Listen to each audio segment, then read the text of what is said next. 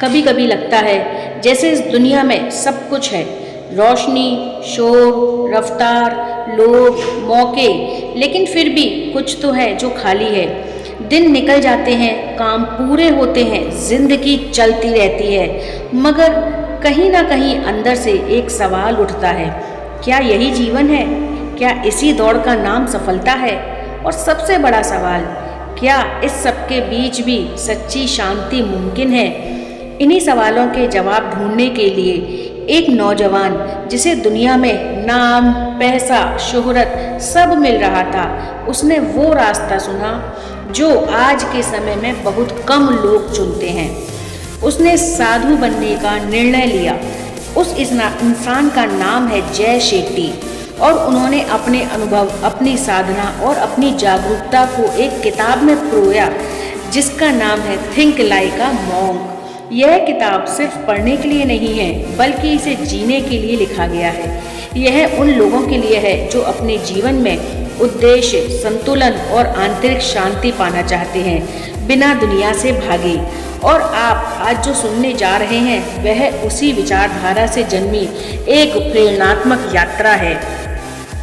जब जय ने दुनिया की चकाचौंध छोड़कर एक आश्रम में समय बिताना शुरू किया, तो उन्होंने जाना कि असली शक्ति ना तो शोहरत में है, ना ही पैसे में, बल्कि अपनी सोच पर काबू पाने में है। जब इंसान अपने विचारों का मालिक बन जाता है, तब ही वो सच में आज़ाद होता है। यही किताब जब मैंने पहली बार सुनी तो भीतर तक हिल गई, क्योंकि सच तो यह है कि हम सब अपने मन के गुलाम बन चुके हैं। बाहरी दुनिया हमारे अंदर के विचारों को नचा रही है और हम बिना सोचे बस प्रतिक्रिया ही देते जा रहे हैं। सोचिए, अगर आप वही इंसान बन जाएं जो हर परिस्थिति में शांत रह सकता है, जो अपनी पहचान किसी और की वैलिडेशन पर नहीं टिकाता, जो सुबह उठते ही फ़ोन नहीं बल्कि खुद से जुड़ता है, जो आप अपने ही जीवन को एक नई दिशा दे सकते हैं। थिंक लाइक अ मॉन्क का यही मूल संदेश है। दुनिया के बीच रहते हुए भी भीतर से स्थिर और सशक्त कैसे बने। जय कहते हैं, हमारे विचार ही हमारी वास्तविकता बनाते हैं। लेकिन समस्या तब शुरू होती है जब हम यह समझ ही नहीं पाते कि हमारे विचार हमारे हैं भी या नहीं।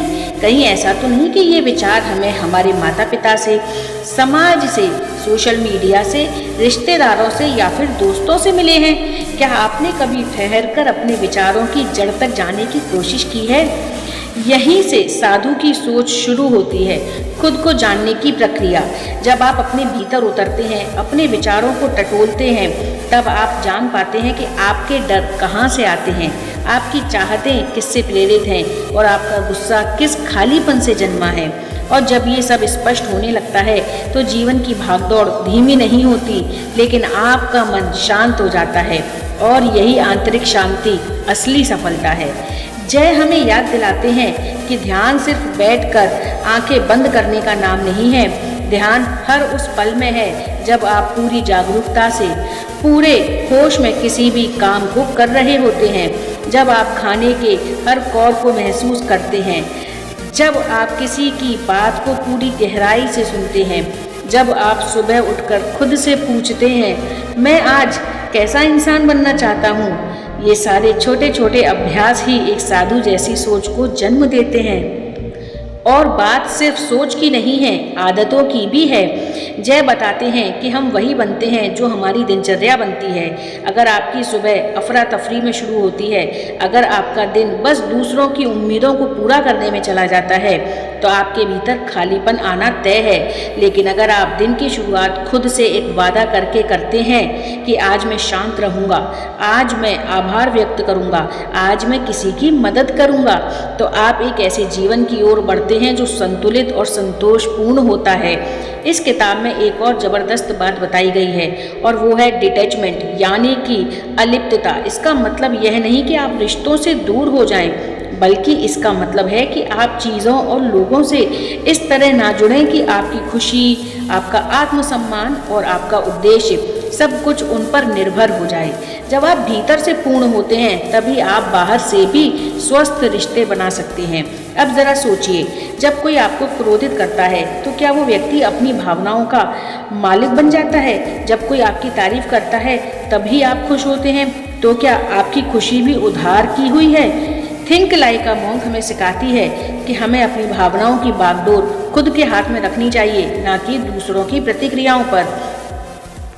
जय बार बार सेवा की बात करते हैं, और सच कहूँ, जब मैंने ये बात समझी कि दूसरों के लिए बिना किसी अपेक्षा के कुछ करना कितना सुकून देता है, तो मेरी सोच ही बदल गई। सेवा करना सिर्फ बड़ा काम नहीं होता। कभी किसी को मुस्कुराकर देखना, किसी को सुन देना या किसी की मदद के लिए हाथ बढ़ा देना, यही है सच्ची साधुता। अब सवाल ये है, क्या ये सब आसान है?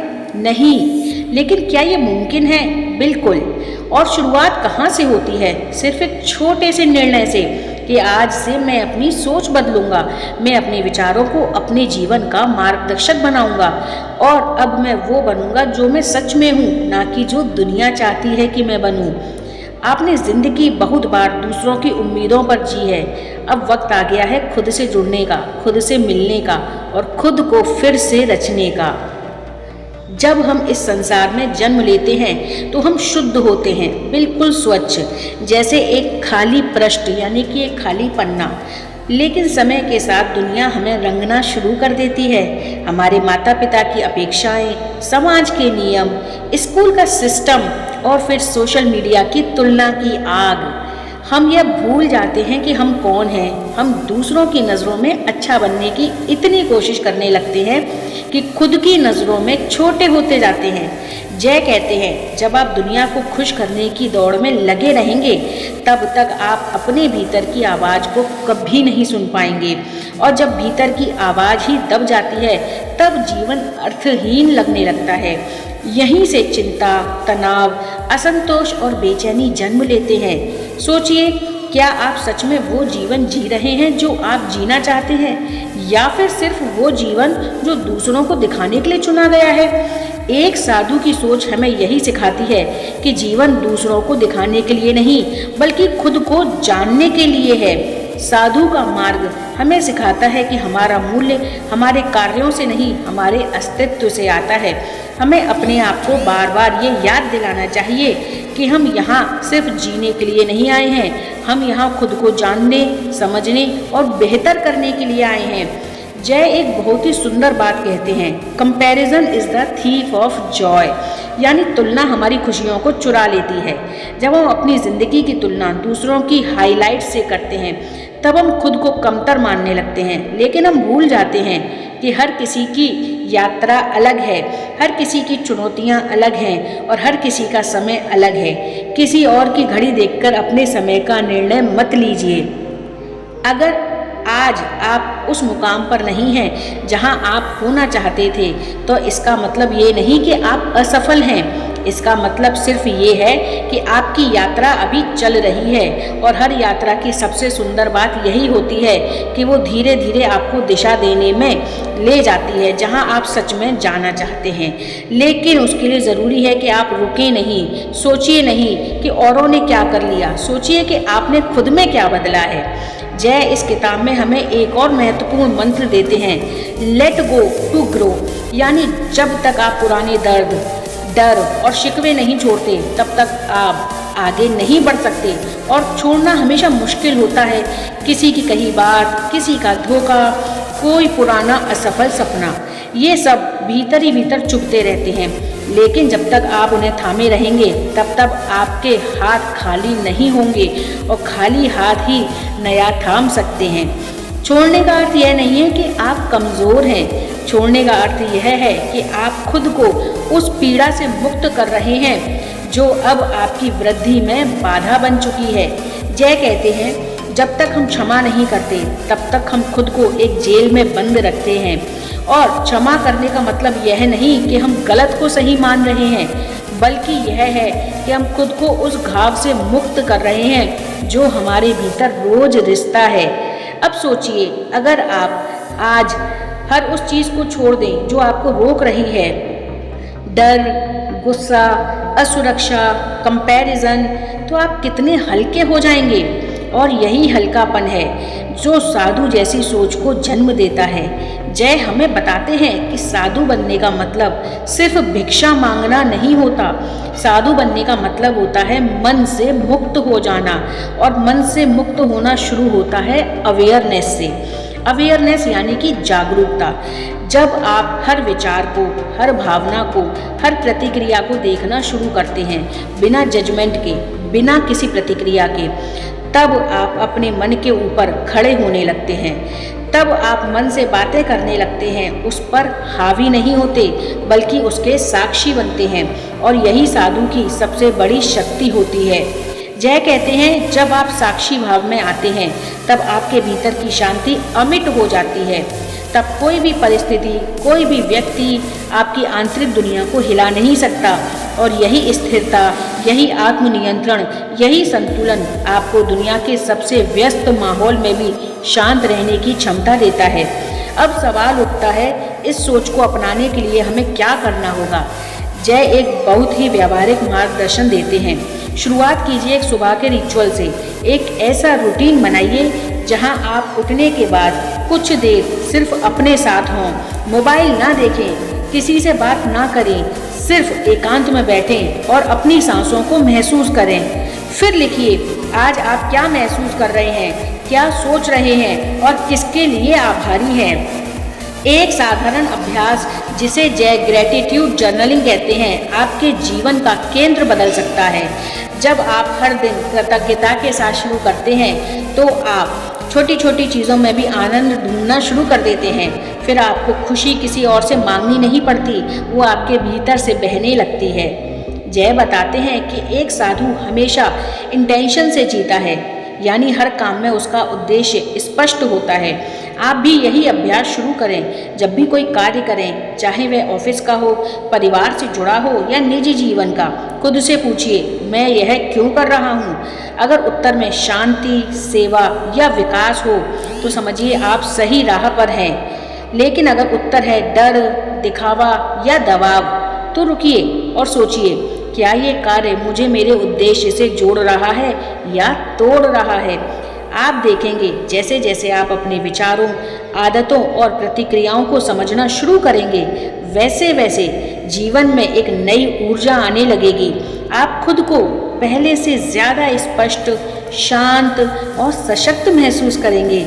जय कहते हैं when you learn to navigate the noise outside, you begin to hear the silence inside। और यही अंदर की वह नीरवता है जिसमें सच्चा बदलाव जन्म लेता है। जब तक हम जीवन को बाहर से देखने की कोशिश करते हैं, हम हमेशा भ्रम में रहते हैं।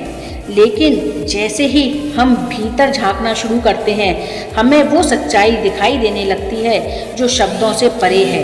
यह वही क्षण होता है जब इंसान समझता है कि बदलाव की शुरुआत किसी सरकार से, किसी समाज से, किसी रिश्ते से नहीं होती बल्कि खुद से होती है। और यही बदलाव धीरे धीरे पूरी दुनिया को बदलने की ताकत रखता है। जय कहते हैं कि जीवन को बदलना चाहते हो तो सबसे पहले अपने माइंड सेट को बदलो, क्योंकि हमारी सोच ही हमारी दुनिया को बनाती है। हम जैसा सोचते हैं वैसा ही महसूस करते हैं, और जैसा महसूस करते हैं वैसा ही व्यवहार करते हैं। इसलिए अगर आप चाहते हैं कि आपकी ज़िंदगी में शांति, उद्देश्य और आनंद हो तो आपको अपनी सोच की नींव को दोबारा गढ़ना होगा। इस सोच को बदलने का सबसे पहला कदम है निगेटिविटी से खुद को दूर करना। जय बताते हैं कि नकारात्मकता एक ऐसी ऊर्जा है जो धीरे धीरे हमारी आत्मा को खोखला कर देती है। और सबसे चौंकाने वाली बात तो यह है कि हमें इसकी आदत लग जाती है। हम हर दिन शिकायत करते हैं, आलोचना करते हैं, दूसरों में दोष ढूंढते हैं, और ये सब हमारे मन में एक जहर की तरह फैलने लगता है। लेकिन अगर आप सच में साधु जैसी सोच अपनाना चाहते हैं तो आपको इस जहर को पहचानना और छोड़ना होगा। सोचिए, जब आप नकारात्मक सोच में रहते हैं तो आपका मन कितनी ऊर्जा बर्बाद करता है। हर बार जब आप किसी को कोसते हैं या खुद को नीचा महसूस करते हैं, तब आप अपने भीतर की शक्ति को कमज़ोर करते हैं। लेकिन जब आप सकारात्मकता को चुनते हैं, तब आप भीतर से मजबूत हो जाते हैं। और यह कोई जादू नहीं है, यह अभ्यास है। हर दिन, हर परिस्थिति में जब आप नकारात्मक प्रतिक्रिया देने वाले होते हैं, उस क्षण खुद को टोकिए और सोचिए, क्या मैं इससे ऊपर उठ सकता हूँ? जय ने अपने जीवन में यह बहुत स्पष्ट रूप से देखा कि साधु हमेशा समाधान पर ध्यान देता है, समस्या पर नहीं। वह दूसरों को दोष नहीं देता, बल्कि खुद में परिवर्तन लाने पर ध्यान देता है। यह सोच इतनी शक्तिशाली है कि अगर इसे हम अपने जीवन में उतार लें, तो हमें किसी बाहरी बदलाव की ज़रूरत ही नहीं पड़ेगी। एक और अद्भुत विचार जो जय हमें देते हैं, वह है आइडेंटिटी शिफ्ट, यानी अपनी पहचान को दोबारा गढ़ना। जब हम कहते हैं मैं ऐसा ही हूँ, तो हम अपने अतीत को अपना भविष्य बना रहे होते हैं। लेकिन जब हम कहते हैं मैं बदल सकता हूँ, तो हम खुद को एक नई संभावना की ओर ले जा रहे होते हैं। सोचिए, अगर आज से आप खुद को एक अनुशासित, शांत और संतुलित व्यक्ति मान लें, तो आप अपने आप वैसे कार्य करने लगेंगे जो इस नई पहचान से मेल खाते हैं। और यही है स्थायी परिवर्तन की असली जड़। बदलाव बाहर से नहीं आता, वह भीतर से उपजता है। और भीतर का बदलाव तब आता है जब हमारी पहचान बदलती है। जय हमें यह भी बताते हैं कि अकेलापन और एकांत में फ़र्क है। आज की दुनिया में लोग अकेले होने से डरते हैं, क्योंकि हमने अपने साथ रहना ही नहीं सीखा। लेकिन साधु जानता है कि एकांत ही आत्मा की सबसे गहरी ज़रूरत है। जब आप हर दिन कुछ समय सिर्फ अपने साथ बिताते हैं, बिना किसी शोर, बिना किसी सूचना के, तो आप अपने भीतर की वो आवाज़ सुन सकते हैं जो दुनिया की आवाज़ों में कहीं दब चुकी है। अगर आप सच में खुद से जुड़ना चाहते हैं, तो दिन का एक छोटा सा हिस्सा डिजिटल डिटॉक्स के लिए रखिए। फ़ोन को दूर रखिए और सिर्फ अपने साथ बैठिए। लिखिए, सोचिए, ध्यान कीजिए और जो भी महसूस करें उसे स्वीकार कीजिए। शुरुआत में यह असहज लग सकता है, लेकिन यही असहजता ही वो द्वार है जहाँ से आत्मज्ञान की यात्रा शुरू होती है। जय कहते हैं, the more silent you become, the more you can hear. यानी जितना ज़्यादा आप शांत होते हैं, उतना ही ज़्यादा आप खुद को सुन सकते हैं। और जब आप खुद को सुनने लगते हैं, तब आप दूसरों की बातों से कम प्रभावित होने लगते हैं। आज हम इतने ज़्यादा डिस्ट्रैक्टेड हैं कि हमारी अटेंशन हर पल बटी रहती है। लेकिन साधु जानता है कि ध्यान केंद्रित करना यानी फोकस एक महान शक्ति है। जब आपका ध्यान एक जगह होता है, तब आप जो भी करते हैं उसमें पूर्णता आती है। जय यही कहते हैं, energy flows where attention goes, यानी आपकी ऊर्जा वहीं जाती है जहां आपका ध्यान है। तो सवाल है, आप अपनी ऊर्जा कहाँ लगा रहे हैं? शिकायत में या समाधान में? कंपैरिजन में या ग्रेटिट्यूड में? सुपरफिशियल कनेक्शंस में या गहरे आत्म संबंध में? जब आप अपने ध्यान की दिशा बदलते हैं, तो जीवन की दिशा अपने आप बदल जाती है। और यही वो क्षण होता है जब आप साधु जैसे सोचने लगते हैं। जब आप अपने भीतर की शक्ति को पहचान लेते हैं, तो फिर बाहरी दुनिया आपको कम प्रभावित करती है। जय इस किताब में एक बहुत सुंदर अभ्यास का जिक्र करते हैं, विजुअलाइजेशन। यह कोई तात्कालिक सफलता के लिए सपने जैसा नहीं है, बल्कि यह उस व्यक्ति की कल्पना करना है जो आप सच में बनना चाहते हैं। हर दिन कुछ समय आंखें बंद करके कल्पना कीजिए कि आप शांत हैं, संयमित हैं, प्रेम से भरे हुए हैं और अपनी पूरी क्षमता में जी रहे हैं। यह कल्पना धीरे धीरे आपके भीतर विश्वास बन जाती है और विश्वास ही व्यवहार बन जाता है। यही साधु की शक्ति है। वह अपने भीतर की दुनिया को इतनी स्पष्टता से देखता है कि उसे बाहर के संसार से डर नहीं लगता। और जय ने इसी शक्ति को हम सबके लिए उपलब्ध कराया है। बस शर्त ये है कि हम अभ्यास करें।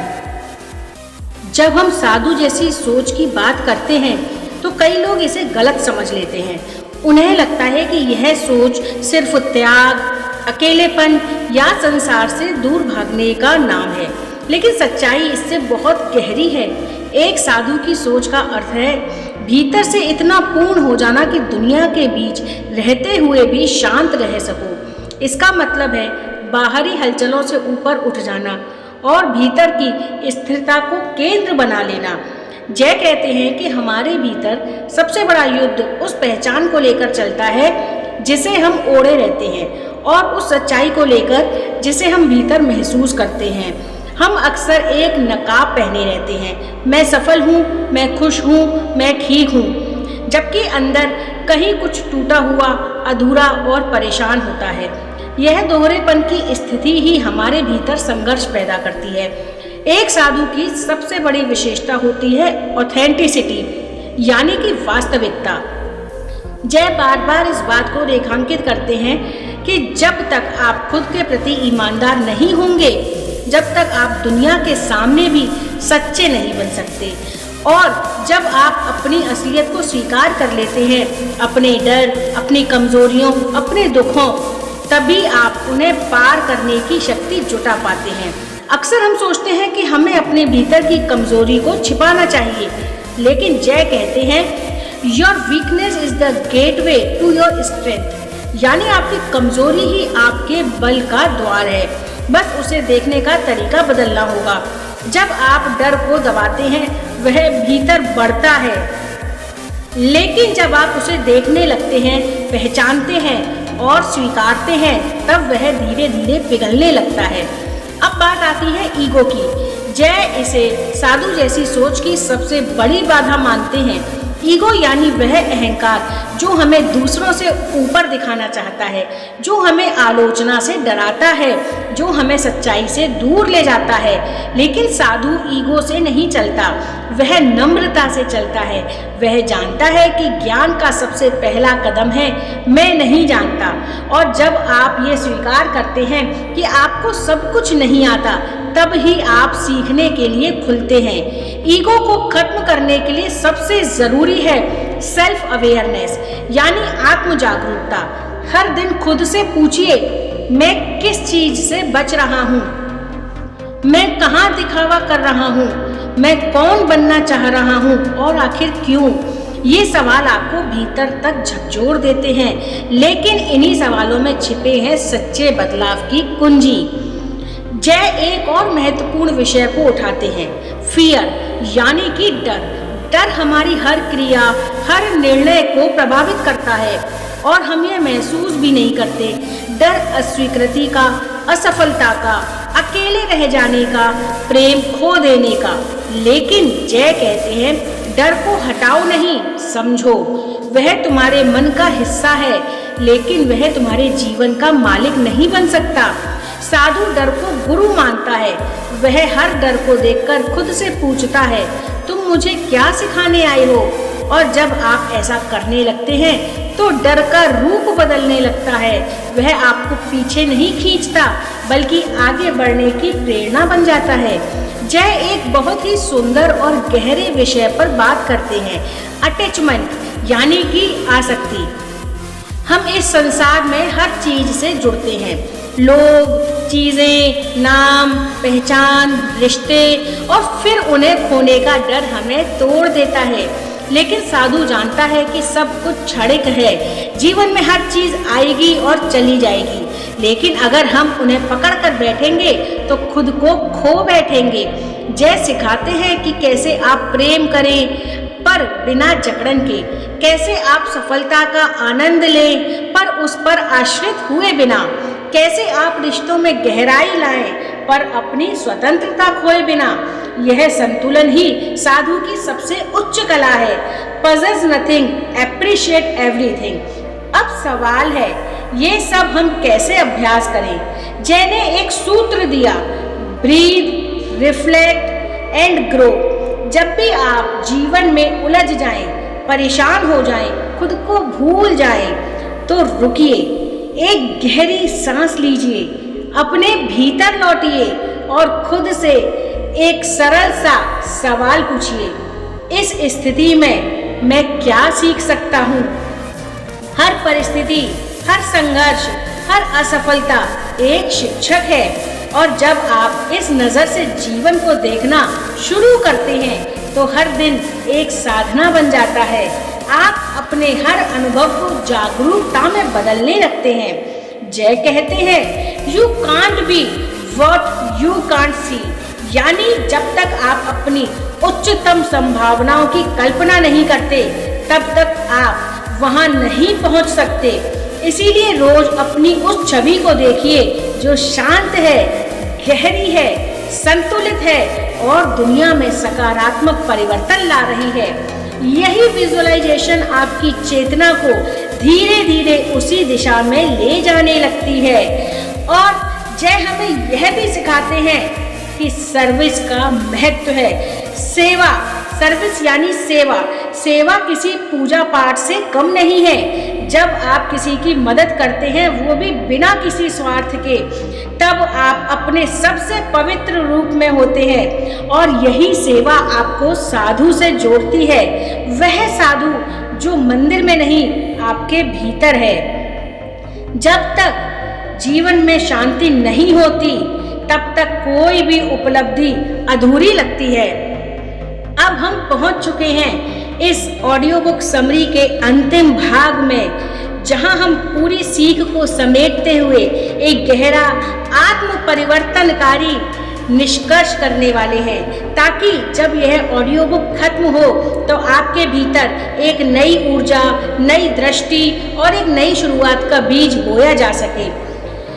और जब तक सोच स्पष्ट नहीं होती तब तक कोई भी रास्ता सही नहीं लगता। हमने अब तक जो भी सुना, जो भी सीखा, वह केवल शब्द नहीं थे, बल्कि एक चेतावनी भी थी और एक नियंत्रण भी। चेतावनी इस बात की कि अगर हमने अब भी अपने मन को नहीं समझा तो हम जीवन की असली सुंदरता से चूक जाएंगे।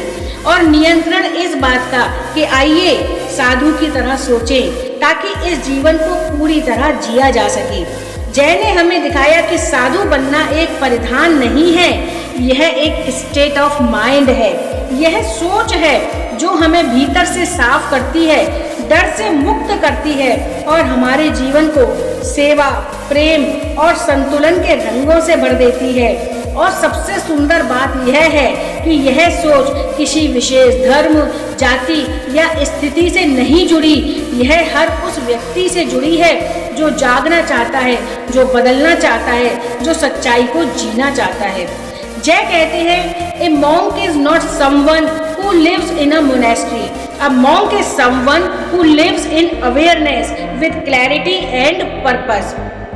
और जब यह बात दिल से समझ में आती है तो आप खुद से नजरें चुराना छोड़ देते हैं। आप वो बनने की कोशिश करना छोड़ देते हैं जो दुनिया चाहती है और वो बनने लगते हैं जो आप अंदर से हैं। अब इस पूरी यात्रा को एक सूत्र में बांधने की कोशिश करें और खुद से पूछें कि आपने क्या पाया। क्या अब आप अपने विचारों को बेहतर पहचानते हैं? क्या अब आप अपनी भावनाओं को स्वीकार करना सीख रहे हैं? क्या अब आप कंपैरिजन की जंजीरों से थोड़ा आज़ाद महसूस कर रहे हैं? क्या अब आपको समझ में आया कि डर से लड़ने की नहीं, उसे समझने की ज़रूरत है? क्या अब आप ये अनुभव करने लगे हैं कि सेवा सिर्फ दूसरों की मदद नहीं बल्कि आत्मा की सफाई भी है? अगर इन सवालों में आपका मन हाँ की ओर झुका है तो समझिए आपने साधु की राह पर पहला कदम रख दिया है। और यह राह कोई सीधी, आसान या शॉर्टकट वाली नहीं है। यह राह चुनौतीपूर्ण है, चैलेंजिंग है, क्योंकि इसमें खुद को देखना पड़ता है, खुद से टकराना पड़ता है और कई बार खुद को फिर से गढ़ना पड़ता है।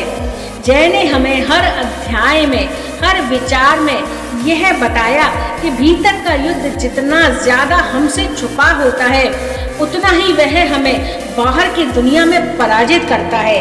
लेकिन जैसे ही हम इस युद्ध को स्वीकार कर लेते हैं वैसे ही हम उस योद्धा की तरह बन जाते हैं जो जीत के लिए नहीं बल्कि आत्मज्ञान के लिए लड़ता है।